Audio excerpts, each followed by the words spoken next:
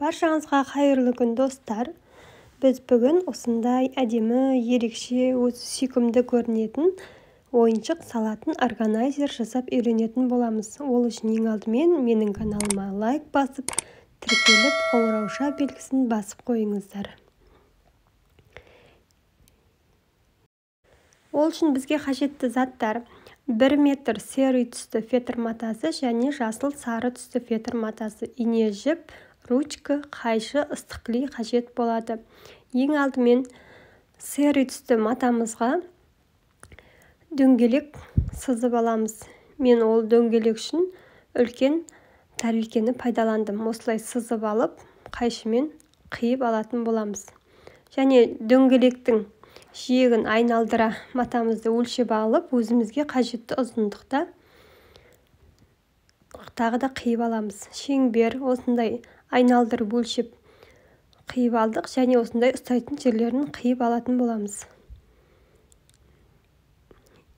Ең алдымен осы қиып алған төртбұрышымызды екеуін бір-біріне осылай қолмен немесе машинкаңыз болса, машинканың көмегімен тіксеңіз болады. Мен қолмен тіктім, сондықтан қолмен тігу жолын көрсетіп жатырмын. Осылай бір жүргізесіз, керісінше қайтадан ашық жерлеріне жүргізіп, машинканың тігісі сияқты қылып шығарасыз. Осылай оң қаратамыз. Сол кезде бізде цилиндр пайда болады. Менде дұрыс түспей қалыпты. Міне осындай цилиндр пайда болады. Енді бағанағы қиып алған дөңгелегімізді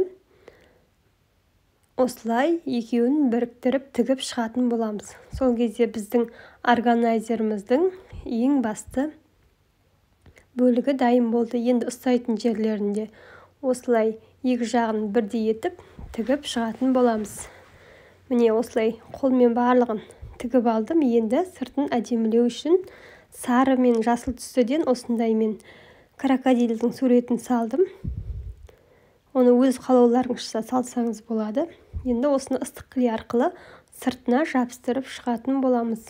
Сыртын әсемдеу өздеріңіздің идеяларыңызға байланысты.